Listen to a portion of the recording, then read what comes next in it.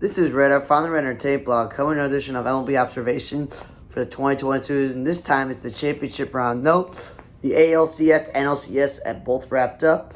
Astros easily defeated the Yankees, and the Padres and Phillies series is over. The Phillies came up on top. Now, I will say this again. I don't like seeing rookie light-hitting infielder Stott or light infield hitting veteran Gene Segura batting seventh when Schwarber and Hoskins are batting 1 and 2. Wouldn't you want a lineup where, let's say, Bryce Harper's batting third or fourth, and you got Schwarber, Realmuto, Hoskins, and Bohm all supporting the lineup? That's like an incredible lineup of Castellanos. Like, there would be no holes there. And then the Phillies did make it to the World Series, but I don't get why they started this Falter dude who I'd never heard of. And of course, he faltered and wasn't that great. But what was the point of trading for Noah Syndergaard and signing Kyle Gibson if you're not going to start them? Zach Eflin, understand he's not healthy. You want to go with your best starting pitchers in the playoffs. So Wheeler and Nola should be starting Game 1 and Game 2 of the World Series. I think if that Ranger Suarez dude is healthy enough and pitching well, you start him in Game 4. So it's really a toss-up between Thor and Gibson. I don't know why this other guy started. Padres. Profile, we know he's not a left fielder. He's a shortstop by trade playing left field. And he's not a leadoff hitter because he's never been the world's greatest hitter, which is why he's on his third team. And he doesn't have great power, so he doesn't bring that much batting seventh. And then Soto's the perfect three-hitter because he, of course, can win a batting title. He can hit 30 home runs. He can drive in 100. He has a great on-base percentage. Takes a lot of walks. That's what you want, an all-around hitter to bat third. He's also not a right fielder. I saw this a whole entire round. Misplaying balls in the outfield. Diving and missing balls. Balls going over his head. The dude is not a right fielder. These past couple of years have been like, I don't know, like, what are you doing? Like, for real? Like, it was half a season that Kyle Schwarber was the everyday left fielder for Philadelphia. For Washington.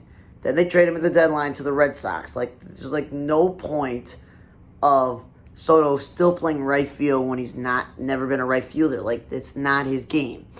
Then Cronenworth has always been contact hitting. He's not a power hitter, so seeing him fourth and fifth is silly. Kim doesn't give you any RBI value batting seventh. Him batting leadoff makes sense. Brandon Drury, cleanup hitter? No, he's a utility guy. The whole point of getting Josh Bell was that you go Soto third, Machado fourth, Josh Bell fifth. It all depended on if Will Myers is starting or Brandon Drury starting and what you're doing there. And I thought by getting Soto, you put him in left field, and Will Myers or Zokar, someone plays right field, and you don't have Profar playing the outfield.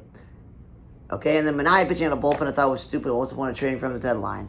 Yankees. Gleyber Torres, not a leadoff hitter, and he's been a little disappointment offensively in his career. Not a leadoff hitter, and now never batting cleanup. Judge is not a two-hitter, and Rizzo's not a leadoff hitter. We went over this. These guys have been 3, 4, 5 hitters their whole career. Harrison Bader, I like the guy. He's one of my favorite players, a Gold Glove center fielder. But never been the world's greatest hitter, so betting him leadoff is stupid. He's not going to get a base enough. And batting 6th and 7th when he's not a power hitting guy is pretty stupid. Isaiah Cavalli, we over to this. Not a shortstop. He's a catcher by trade playing shortstop. Okay? And he played third base, which was cool because, again, you want a Gold Glove there. Frankie Montas, the whole point of getting him was to start. Higgyosha is a backup catcher, not a 7-hitter. Oswaldo Peraza, and these other guys on this team, not Arcia. Arcia is a completely different player. The two Oswaldos on this team, they're both shortstops. Why don't you just play one of them as shortstops where defensively you know you're going to get a good shortstop instead of throwing this guy in the outfield like you're throwing Martin Gonzalez? They're not outfielders. And then you at least play shortstop one. Astros, who are now in the World Series. Alesmius Diaz is a glorified super utility man, not an outfielder and not a DH. If you're not going to DH Trey Mancini or Yordan Alvarez, then DH Shuli Gurriel. That's the only real guy you want to DH. Don't waste the DH spot on him. And again, Myers and McCormick are your backup outfielders. Those should be the only ones playing left field if Alvarez is not.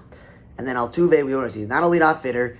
The dude barely hit this whole playoff. It's a lot of wasted at bats at the top of the lineup. And Jeremy Payne, who won the CS MVP, is out of number 2. Is a good, perfect spot to be number 2 hitter.